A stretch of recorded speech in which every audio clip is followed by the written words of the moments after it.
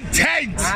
Of agnosticism on that topic? What's possible? Why? Many Because people even are having agnostic. agnosticism, saying I don't know, is saying I. By the way, This is your topic. I'll just hear out. I'll listen in the beginning. agnostics will say I don't know. But why is it right? How do you think the Agnostics say I don't problem is with being in a state of But uncertainty? when you say I don't know, you're making a statement of knowledge. Yeah, but this is skepticism. We Yeah, can, you're saying I don't know. How do you know you don't know? you have to assume that. How do you know you don't know? Well, It's a okay. statement, yeah, right. Think about it this way. You think that you think that you know something. I like this. You might think that you don't know something, but you think so. You're not absolutely sure that you don't know something. As I usually say, the full certainty is not comparable to we just had that discussion. the wise man's doubt. But okay, doubt. When you say doubt, how do you define doubt? Doubt is not being absolutely and utterly 100% sure about Right? something. But you're somewhat sure. Oh yeah, of course. Alright, so you know I have my something. senses, I have my approximation, but I understand that my senses are flawed, and thus I can't get. So you're on the same path as I am. So I'm saying that the foundation, what I was saying to you is that foundationally, we have to say that there is something rather than nothing. And there's no room for agnosticism on this. That's the assumption that I follow, even though I'm not sure. And by the way, agnosticism proves this premise. So if someone says, look, brother, I forgot your name. Ramsey. Oh, sorry, Ramsey. Yeah. Do you know the question that you asked Yes. about can there be agnosticism on the first premise of there is? Can there be? But if you're in that state, why is that a problem? Yeah, so what I'm saying is that the first thing we said, the most foundational thing we can have in terms of a knowledge premise that I can possibly think of, I said there's no doubt that there's existence. He said, okay, well hold on, existence can be quantified or qualified. Which way does existence exist? But what I'm saying here is, what I said to him was, let's go even deeper than that, yeah? There is no doubt, forget about there's no doubt, there is something, that's my premise. Okay, fine. There you have it. You can assume it. Yeah, there is something rather than nothing. Yeah, of course, sure. Yeah, of course.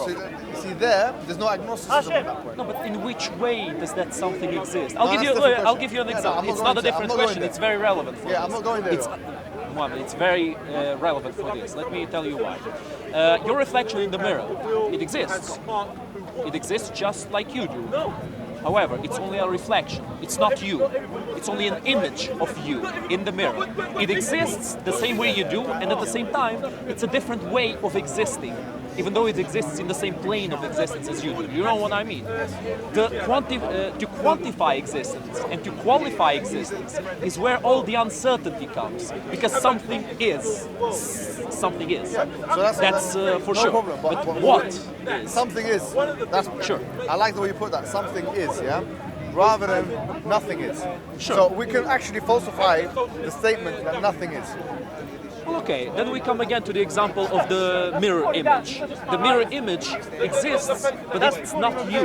It's not a thinking what's being. your name again, bro? Sorry? Pavlov. Pavlov. All right. So basically, what I was saying was that look.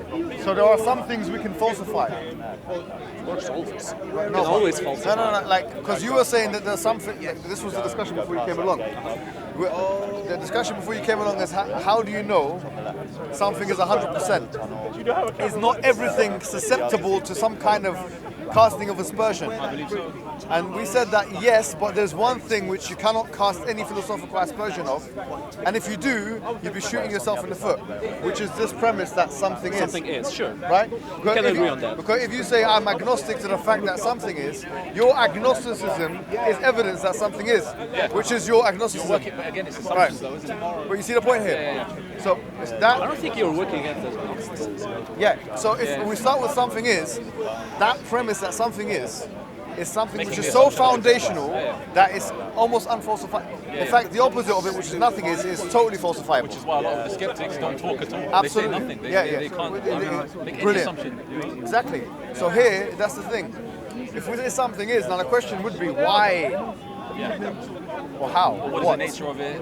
Yeah. But those are very, very Or who complicated even, questions. yeah. You see, and that's when we come to the conclusion that, okay, we can't really come to conclusions straight away, but we can ask the question, and this is what I believe is the first question we should be all asking. If we can falsify that nothing does not exist or nothing is not a correct statement in its entire sense of the word, then the question is, why is there something rather than nothing? Yeah. Well, that's my question. Because without something, nothing doesn't exist. Say again? Without something, nothingness doesn't exist. No, he said why though. Yeah, why? Okay. I usually give this example. Imagine a blank piece of paper, and you make a drawing. It's the wrong example, man. No, because I know what you're going to say, but he's just saying, the question is, why is there something then nothing? It's not talking about the idea of nothing can't be possible without aligning it with Why is something there else. something? Assuming there is something. Yeah. Why is there something rather than nothing? It's the purpose of existence. Maybe I like misunderstood. that. Yeah. So what do you think the challenge is with not maybe ignoring the question or not treating it with the same importance? No, that here's you what I treat think. Look. Why is there something rather than nothing? it? Why is that so important, do you think? That's because that's the foundational thing. If you didn't have the premise that there's something is, then we couldn't have any conversation, we wouldn't have any cognition, we would have no rationalization, there would be nothing to talk about, in a sense. The existence couldn't be justified. I mean, asking the question why it exists. Why? Why is that important? Why is there something rather than nothing? No, why does anything exist? Why does anything exist is another Why way is of that an putting it. important question to you? It's an important question because it's the foundation for everything we're doing in our lives. But if you have a belief that you can't know that, for example, what's wrong with that? Look, importance is subjective, right? You can say it's not important. Yeah. You can say I don't care about that question. I can say it is important. Existentialists will say that it's a secondary thing. It's not the. I see your point, but what I'm saying is that it's all like subjective. In a sense, you can make a point that it's not important. But this is where it becomes a bit of a theological discussion, or let's say philosophical discussion. Why is there something wrong with nothing? My point would be this: is that atheism offers no answers to that question. You know, I'm glad that Will interrupted me because I think he was right about what he said. I wasn't really answering to the question. I thought of a different example. This is going to be a little experiment I'm going to do here. Let me ask you guys, does a pink flying elephant exist? Well, in your mind or something. Now it exists because you imagined it. But the existence of the pink flying animal in your mind is obviously not the same quantification and qualification of existence as a real, tangible, physical world pink flying elephant. It still exists in here, in your imagination, but it's not the same. It's perceived in a different way. Exactly. I think that's the focus you need to take. We might be the product of the imagination of a being infinitely more powerful than us. And if we are that product of imagination, then you are right. And we truly are completely and utterly powerless in the face of Allah, or God, or Yahweh, or whoever. But you would need to talk That's about what I'm that. saying. But you need to go into the probability of that being. Exactly. How What's the likely is it? probability of what I said being true? Yes, forget about probability for now. Because we're trying to work on foundations, because you can't build castles on thin air, right? So when we have this idea of, okay, there's something rather than nothing, and now we question, why is there something rather than nothing? Now, we got to ask ourselves, of the systems that are out there, philosophical, religious, or otherwise, what is incapable of answering this question? It's impossible for an atheist to have any tools to answer this question. Because It's impossible for anybody to answer this question. No. I would say that atheism has nothing to offer. It has no explanatory power. Pantheism has something, polytheism has something, monotheism has everything else, but that atheism has no explanatory power whatsoever at this point. You think you need the metaphysical I'm not an to answer that atheist. question? See, this is how we slowly get them out of. Yeah, do you believe you have to have? You gotta get the Do you gotcha believe you mode. have to have a metaphysical basis to address the question? You can't answer the question without metaphysics. You can only answer it with metaphysics. I think that foundationally, it's an intuitive metaphysics. So yeah, But what's intuitive? remember we said that. But you said humans have an intrinsic Yeah, belief that's a in God. metaphysics. But I think that's a belief. Is that that's? Yeah, but it's not something physical, is it? Because metaphysics is that which is not physical. Do you feel you have? What did you say do about do you believe you have an innate disposition to believing in God? Do you think You it's know, something in you? that is a very interesting thing that we could talk about, and I actually changed my mind about that. Nowadays, most people who live have some kind of faith, some kind of belief. Maybe in a god, maybe in an entity, maybe in energy. Some people just believe in energy. Like in a higher source, in a higher Yeah, power. exactly. Most people, the vast majority of people, have some kind of belief. And why is that? Why is it that the vast majority of people come to that conclusion? Well, because the people who chose a purpose for them, who chose to believe in something, are the ones who were more competitive in the game of life previously. They are the ones whose genes were passed on and whose similarities were passed on to their children, and thus it has been accumulated with generations and generations and generations that people have this, most of the people have this idea that something must exist beyond me. You know what I mean? It's every civilization in history. There is no example of a prehistoric or historic. So it seems like an inbuilt no bias, atheist civilization right? in history. ever. Well, Because they chose purpose you for could look at it themselves. as an outgrowth of the analytical capacity of the human mind. Some people Because do. we look for actors within the world. Yeah. We see someone doing something, we infer a motivation. We see something in the natural world, Yeah. we naturally want to infer a conscious motivation. Agency. Agency, exactly. So that is more or less an explanation for the outgrowth of a spiritual tradition, I would say. One of the explanations. That's an explanation, Yeah. for example. So you What would I say wanted it's- to find out from you is if you're saying if there is a something instead of nothingness. So, sorry, the brother here was just asking me a question. I'll come to it. Yeah. You mentioned that there is a something, and that something, is there a time where that something will cease to exist, or will that something exist forever? So my understanding is that if there's something rather than nothing, for that something to be in existence, it must depend on something that is always in existence. That's why- Yeah, because if it isn't, then how do we explain its existence? Maybe we can't. No, and this goes back to the question of, and this is what I like the dependency argument for the God's existence, right? I say something has got to be necessary in his existence, something which has no. Argument for contingency is called, yeah? Pardon? Argument for contingency. Yes. So Why do we assume that? because you can't have an infinite regress of dependent things. But this is a philosophical point again. You know. No, you can. You can have an infinite regress. The point, I mean, mathematically speaking, is a bit tough. But I think the point is very simple. Our mind requires something to be eternal, whether it's the universe itself or God. The Big Bang theory seems to suggest that the universe is a contingent thing, but it doesn't prove that the universe is a contingent thing. So I think the Big Bang theory suggests the universe as a beginning, and therefore it may suggest that there might be something that causes the existence.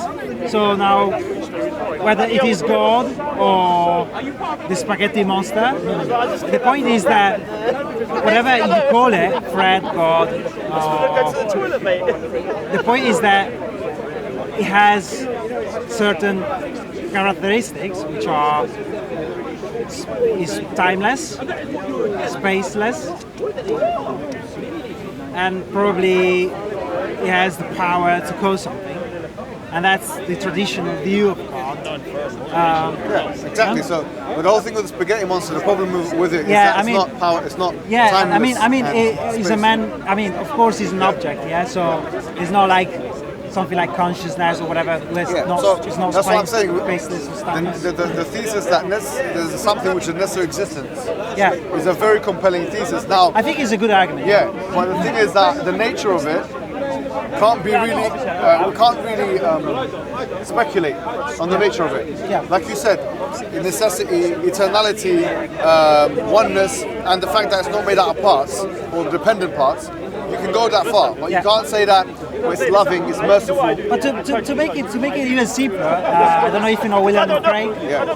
I mean, he put it like very simple because he said, suppose that you got an explanation for something, yeah, which makes sense. Like for example, saying you find like machines on the backside of the moon, and you say, oh, there must be intelligence here, yeah. And if you don't know where this intelligence comes from, or you know how it looks like, what it looks like, it doesn't mean that you need to reject the explanation. So the explanation is still good, even if you don't know where this intelligence comes from or what it looks like. Because by doing so, you don't have explanation what's happened. Isn't it? So I think it's a very good argument. I think atheists struggle a bit here. I'm still trying to understand from a human mind the way we create stories. We have a beginning, a middle, and an end. From what you're saying, that beginning has always been infinite, has always been there. So we can't actually trace when it started. That's what you're saying. Yes. We need something which has no beginning.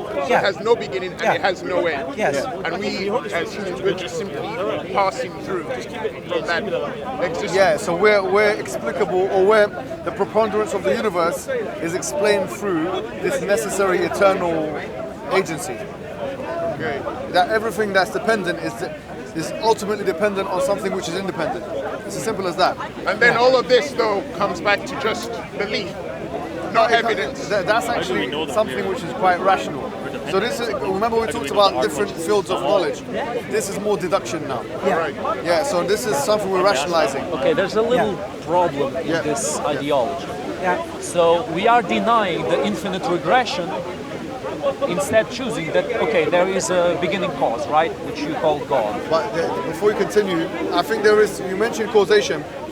Causation is not always required for dependency. In which way? You can have something which depends on something else and which is not caused by it. Let me give you an example, right? So for example, I can build a house. So I'm the cause for a house being built, But I die and the house continues living, right? So the house is not dependent on me, but it's caused by me. It still exists, So the person who built this building behind us, or the people, they caused it to exist. Or maybe the horse head, they caused it to exist. But that horse head no longer depends on...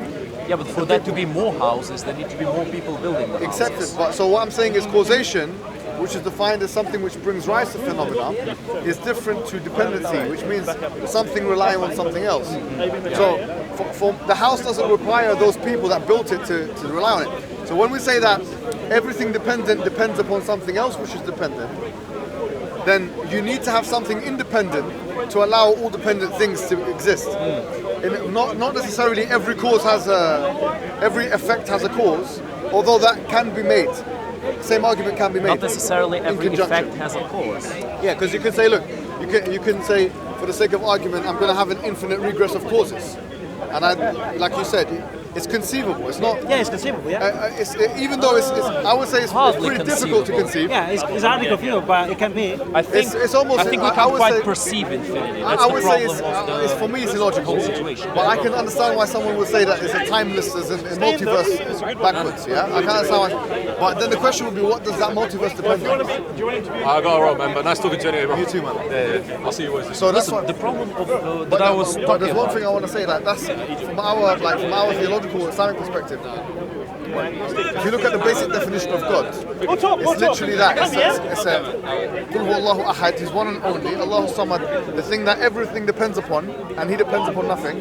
He's the independent one, basically.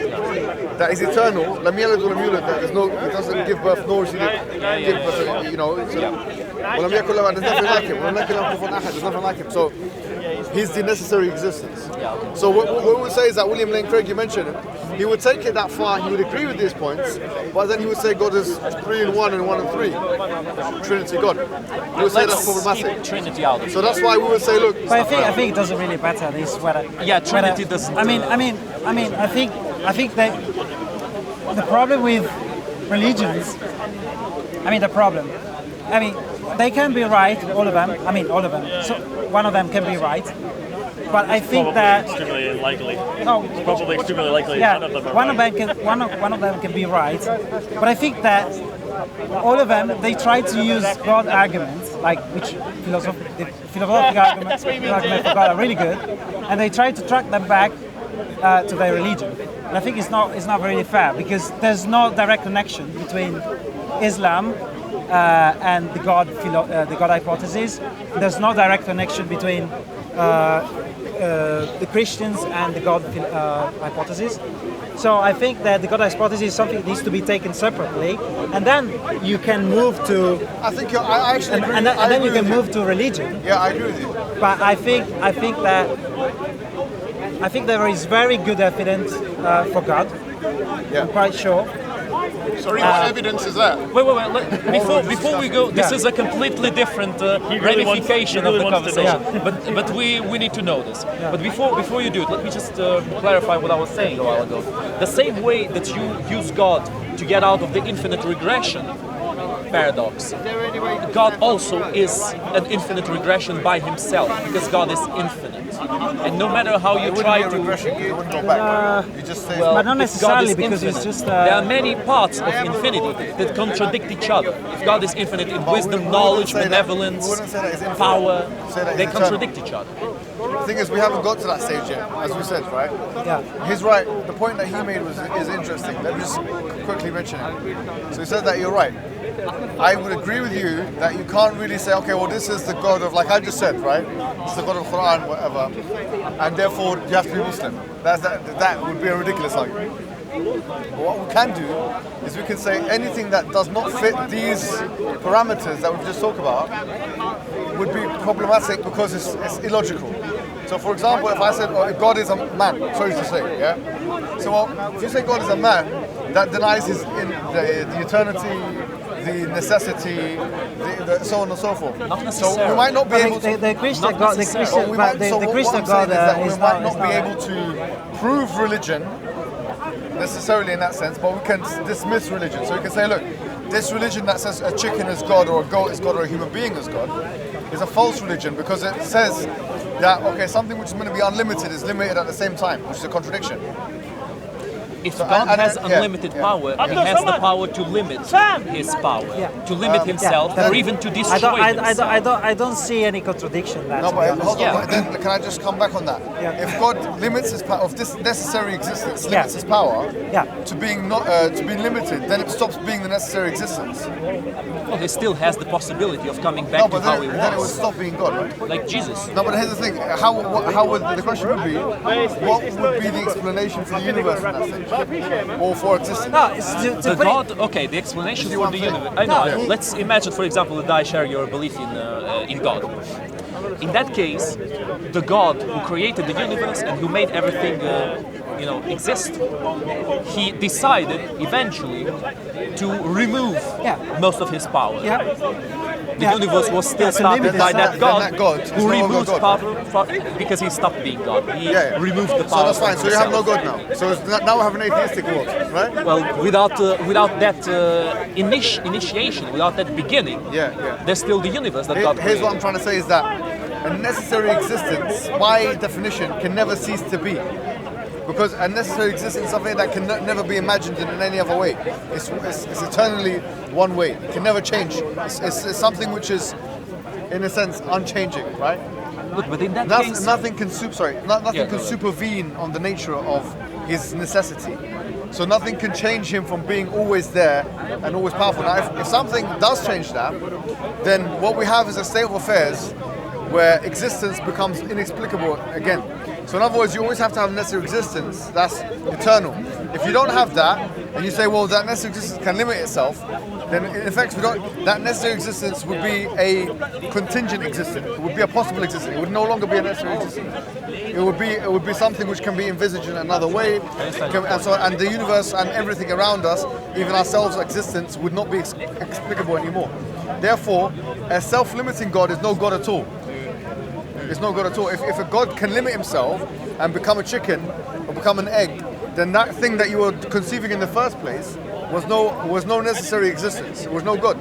It was something else that you thought was God. In that case, he's not omnipotent. Sorry, I can follow you. So the God up there has the power to manifest himself as something small. That then limits. No, what I'm saying is that if that does happen, it's not possible. Then that's not possible. So if any of the natural attributes of this necessary being are limited, then that thing which we're talking about can't be God. Because God is meant to be eternally powerful, eternally the same. Nothing changes God. Nothing changes his nature, and so on. So if now it's limited, if the unlimited can limit themselves, then they become limited.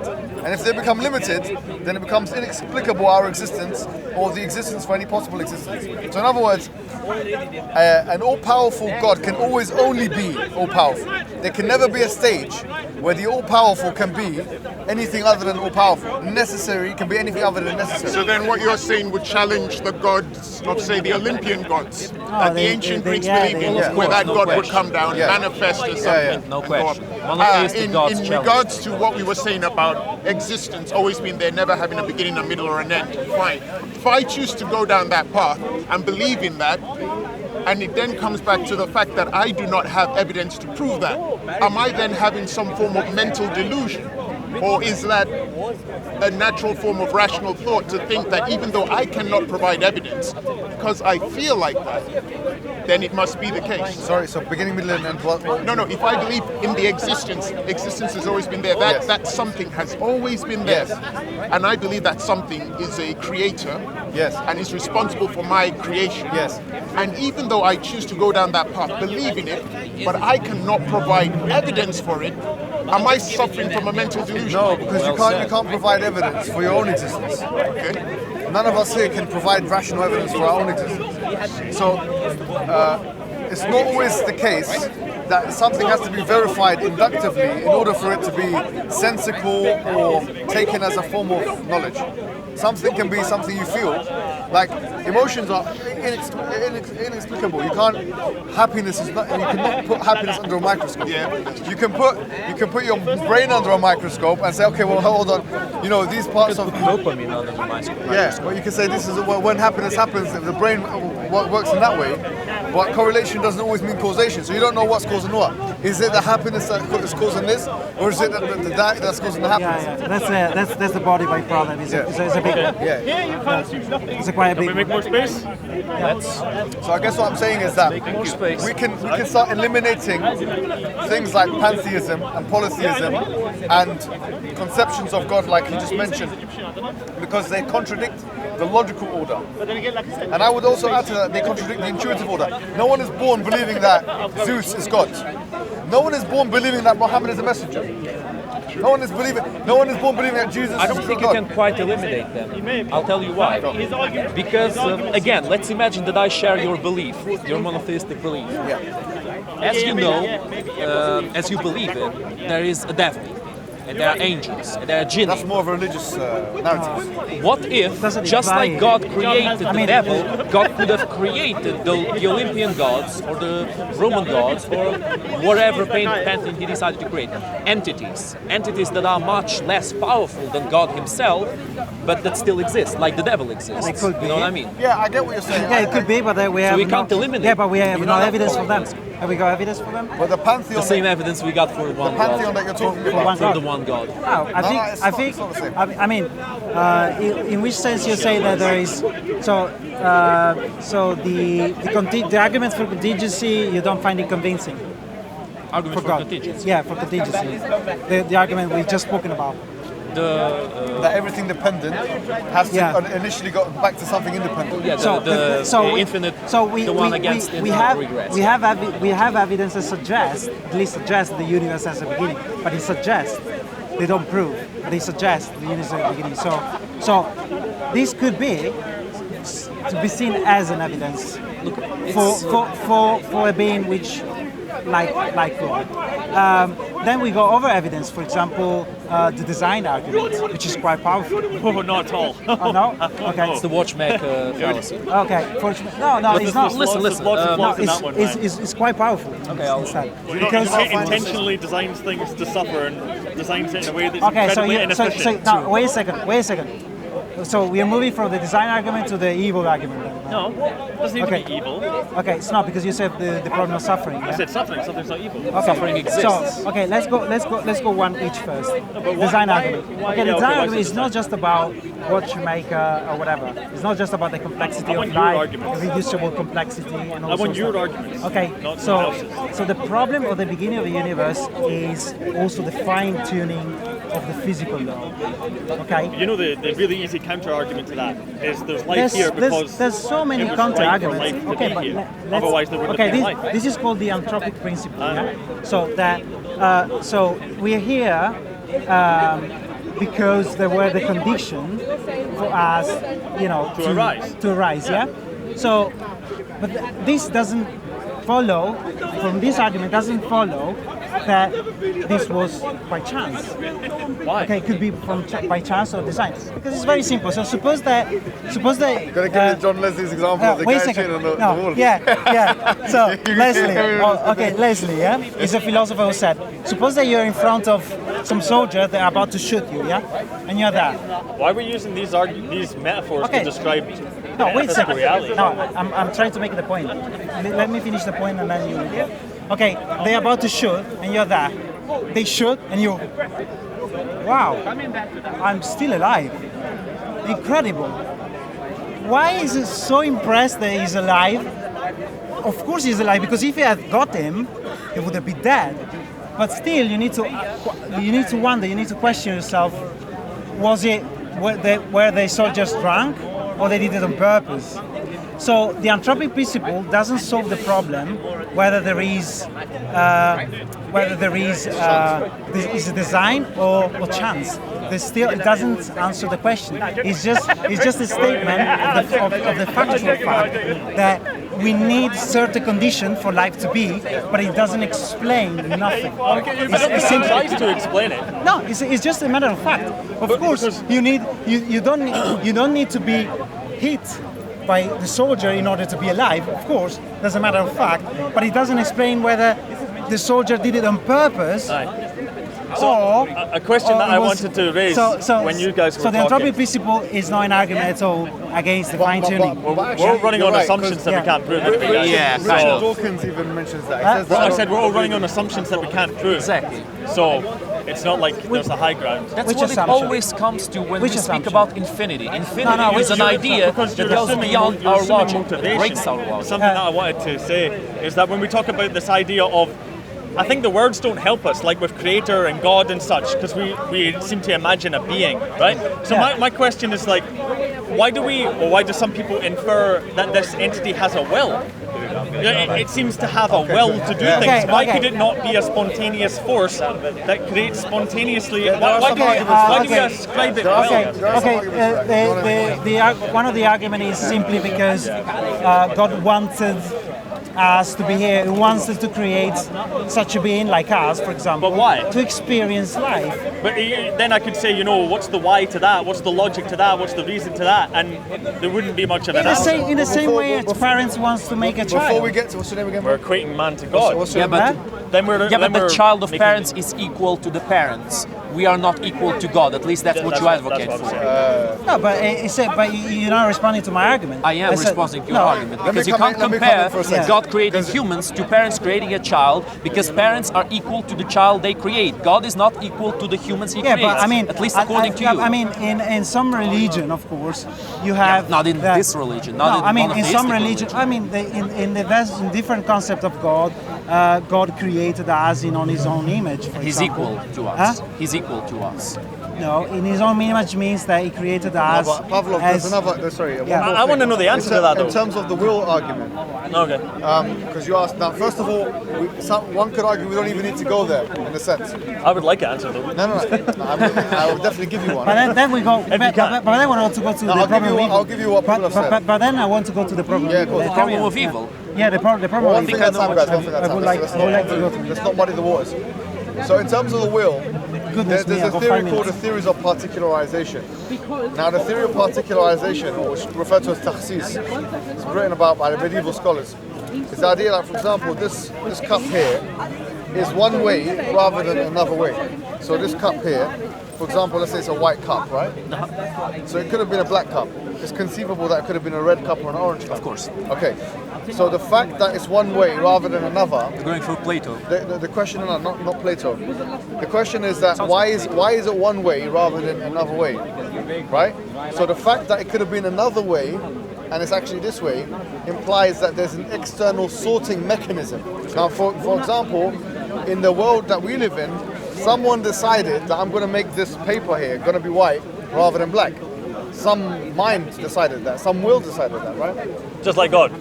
No, in this world here, right? So, for example, some guy in a factory... Yeah, I know what you mean, but it's equating that to God. So the attributes of man, we have to equate to God. The argument is the fact that the universe the fact that the universe is one way rather than another way implies that there's an external sorting mechanism. Just in the same way as you would imply, if you see anything that can be conceived of in another way. Now, however, if you're not convinced with that argument, I'll say no problem. Well, it seems like Plato, really, like Plato's world of perfect forms. Forms, exactly. I'll tell you where it corresponds with Plato. Plato says that there's an infinite amount of possibilities, and they're not actualized in the real world. So there's a mode of forms out there which has all of the other possibilities. The absolute shape of everything. Shapes, numbers, whatever. Yeah. Ideas. So he believed in that because he realized that how could it be that everything that could potentially be is not in reality. So he said there must be some realm out there which supersedes the realm that we live in. The point I'm making... I disagree with him, by the way. It's neither here nor there. I mean, lots of people disagree with him. But the point I'm making is that the fact that you have something which is one way when there was a choice, X amount of choices, suggests that there was an external sorting mechanism that decided on the choice. That decision is referred to as a will, because when you have so many different choices and there's one thing, because this is what one scholar, his name is Abu Bakr al-Baqillani, Arabic scholar, yeah?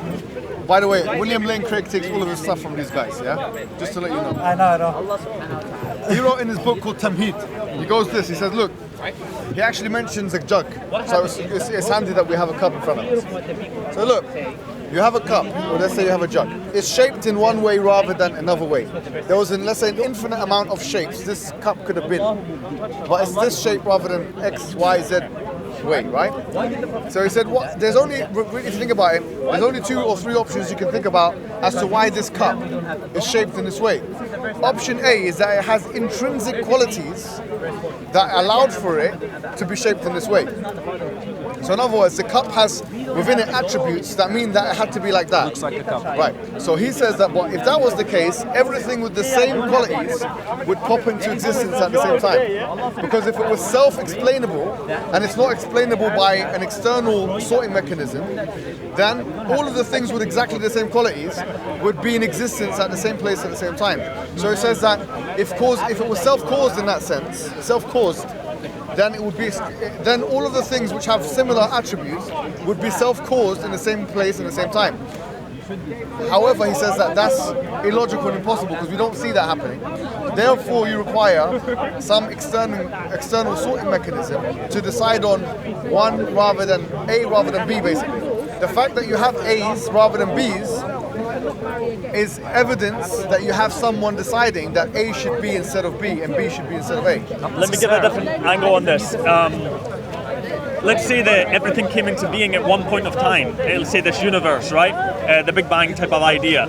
And this is something that's fascinating, is rather than we take individual objects or qualities of objects, rather than individual qualities of objects, we can take the reason why this is the way it is by the laws of physics, the physical laws of the universe. If you understand me, right? The interactions between the quantum particles and things of a larger scale, these determine why things are the way they are. So the real interesting question, in my estimation, with physics is what is the constituent nature of the laws of physics? You understand? Like gravity, for example, this idea.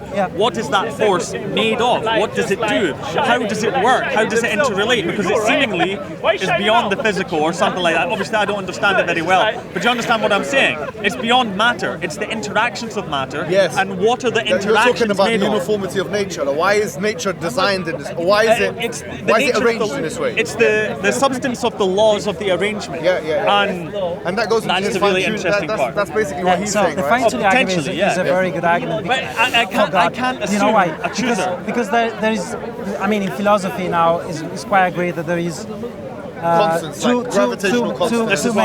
Two main alternatives. One is the multiverse hypothesis, because this accounts for, because if it has an infinite number of universes, with different sets of laws. Yeah, Therefore, all the possibilities are manifest. It may Yeah. be possible that there is a universe with these laws. But if there is no multiverse, then the fine-tuning argument is pose a But can I very tell you- big question. I would, so I would, why, why dis- is so I would only fine-tuned disagree for with you a that? little Yeah. bit on this. I'll tell you why. I think that they changed the question. Not they. I mean, atheist propagandists. Come on, You're not man. new age. Come I'm on. not an atheist. And I'll explain why. The question we are asking is that Evil what's the atheists. possibility that these constants that we have, like for example the gravitational constant or whatever other constant, Planck construct. Or Yeah. by the chance. ratio. or by chance. So in this Yeah. case, the null hypothesis is chance. So we have two things that we're presumably, putting yeah. against each other. Either these constants were designed, and the null Yeah, so there's hypothesis. two alternatives or necessity. Not really. Not which- really. It's not only two necessity alternatives. is Oh no, there's This is also a good- necessity. this is a good necessity. point. Necessity as well, Well, which is the let me- third. Something interesting Let that me we make came a. into. Go ahead. Oh, well, let me make I'll a go point after you. there. Necessity, you're right. Is that But that's impossible. so? No, it's not that it's possible. It's just it doesn't make sense. If we're the problem I have when we go down these lines of argumentation is that we're always looking at it by necessity from a human perspective, by the rules that we somehow have inbuilt. Yeah, but we within our- discuss from a Euro perspective otherwise. Well, so what's the point of discussing? Well, then? the point is that So what's the point of discussing? I think you're interrupting me because I'm making a good point. Okay, so yeah, carry on. Let him. So, when we're imagining beyond this realm, we're beyond the universe where this God maybe resides, or however you imagine it, we're still ascribing the rules and laws and the ways that humans think upon God. I don't think it's reasonable to do that. I think this force might operate under any known rationale that we can maybe not imagine. But what? You know? Going back to the fine tuning. Yeah, it I could don't know be. how you can get. It's like a bi-dimensional will. being trying to understand a three-dimensional being. Yeah. It right. won't happen. No Yeah, but matter how that's- hard it tries. But yeah, I understand that. But I mean, according to fears, God created us. Are you from Portugal or Brazil? No, I'm Italian. How is it? I don't know. Yeah. So, according to fears, God gave us logic and the apparatus of whatever. According to fears. Is that? Fears. Oh, fears. Sorry, yes. Fears. Theism. Yeah. Yeah, what was the name of it? So Faith, belief. in order to discover him as well as to discover the universe or the laws of physics or whatever, also to discover him. So that's why the same way we reason on a day-to-day basis should be helpful to get to the All right. So truth. no, maybe you're right, but so maybe God is analogous to the laws of the universe, the physical laws of the universe. No, because I'll tell you. Functionality. Functionality. No, it's We- not, we it's do not the dis- same thing. Well, we do. Okay, but we do discover that we use our tools and abilities of our mind to discover how, in a way, how the world works, how the universe works. Of course. And then we might extend that to realms that we can't perceive, that we imagine to exist, the metaphysical realm, and we project ourself upon that. You know? Yeah, it could But be. the laws of the universe are not an actual entity, in the sense that. Well, they might be. No, in the sense that they don't actually exist. The reason why we say that they exist, like for example, the constants that we're talking about. But that was my previous Yeah, yeah. point. They So- might have a constituent So substance. all we're looking at is arrangements. Like for example, now, if I was to look at the tree and say, okay, let's create laws about the tree. Say, well, I'm going to group the trees' interaction with each other in the following way: X, Y, Z. Yeah, or I'm going to group colors into the following schema: X, Y, Z. So really, what I'm doing is it's a human project that I'm trying to say, okay, let me look at the patterns that exist in nature historically. That's our main method. Yeah, and then see if there's any recurrence. Yeah. And these are the laws of nature, right? Yeah, with our But so the false laws senses, of, we the have laws an of nature approximation. don't actually exist. Yeah, I think it's a mind concept. In as much the same way as animal, the universal animal doesn't exist. If I say, look, animal doesn't exist, what do you mean by that? I say, look, human being doesn't exist. Human beings exist. If I say to you, human being as a category, as a master class universalist category, doesn't actually exist in the real world. You can't find a human being, but you can find human beings in the sense that how do we group human beings into one thing? We say, okay, well, if everything has Similarities between them. yeah, similarities between different classes, right? approximation, Genuses. again, So I say, okay, well, this is similarity A. We will group them, we cluster them into this, right? But this, Yeah, it's pretty much like saying That there is no categorization. chairs because what is a chair is Yeah. made of four so legs. it's like set It's theory. made of. Set theory is like what you that. say. So that's why, by the way, that's one of the things Kurt Gödel was very powerful in making the point of. He said, look, set theory does the set is this set in the set theory? Because set theories, you've got like in mathematics, you've got X amount of numbers, yeah, or patterns, whatever, numerical sequences. Now you have those. Is the masterclass sequence? Does that go underneath?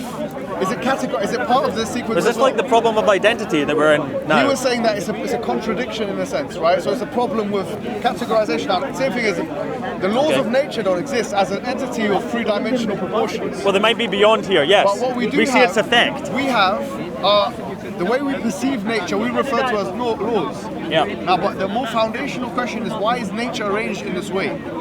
Which seems to have continuity, basically, right? You can call it the continuity of nature in certain ways. Yeah. Why is that? Now, what can explain that? Either you have chance, or you have deliberation.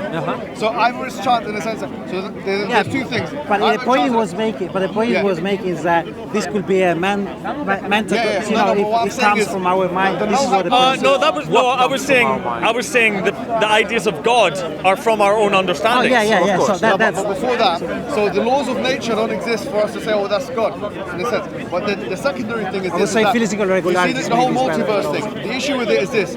We have a question, a mathematical question from total probability theory. We're saying, what is the probability that the universe could have these constants which are continuous, right? So how would we assess its probability? Let's engage this I'm on. interested in that. If I say a question, what is the probability that the constants, which are basically historical interactions between different elements of that which we can observe in the cosmos, interact with each other in X way, what is the probability that could have been a chance? So what I'm doing is I'm deliberately making chance and null hypothesis. What the most common atheistic objection to this is actually. You keep saying atheistic, even though there's no atheists. No, not you. But I'm not. So why are you engaging? The most common Not a label. Think about atheism. Can't apply labels. I like that. The objection is usually this. It's usually that the null hypothesis should be the multiverse, the infinite multiverse, right?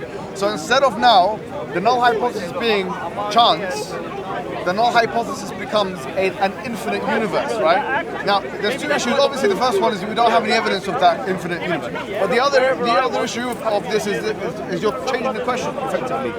You're changing the question of something that is what Respect.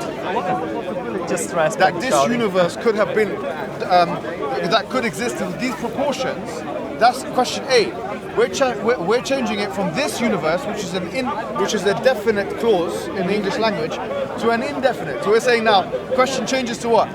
What is the possibility that a universe, indefinite, can be, with these proportions? Now, if you say a universe and you make the null hypothesis an infinite multiverse, then you have the possibility of anything existing, including what, by the way?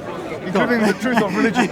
Including a universe where God actually exists. Because there's a possibility that Mohammed existed and that he was a true prophet. Of course there is. Of course, no question about that. In the multiverse. So no question about that. If you make the null hypothesis an infinite universe, you have everything. Everything is possible, basically, literally. Well, I think that's the case. Yeah. Everything is possible in a certain realm of reality. But now let's engage this. Then Islam is the only religion to say. I wasn't making the argument that you It's the only true proposed. religion. So you have to. If that's possible, then it's true. Well, that's why we don't call ourselves atheists. Even though you like to brand everyone atheist. Guys, it's been a pleasure. I'm going to walk around. I need to go as well. Are you here next Sunday? I'm going to come back. It's been good, man. Thank you very much. Next time, if you're here next Sunday. Yeah, we're here on Sunday. Jan, nice to meet you. I have a very good friend. I think you're convinced. His name is Jan as well. No, next Sunday I need to come back. We're gonna go through the problem of evil. If you like. Yeah, definitely. Are you here? Are you gonna be here? Next Sunday, yeah. The problem of evil. So get prepared. From man, say it straight. Man, don't listen to BBC. Man, don't listen to ITV. 1 month in the ship. Listen. Listen, man. If you come to find Muslims, but it's not only when you don't come to fight Muslims, it's also when the Muslims just attack people because they weren't. No. If you come.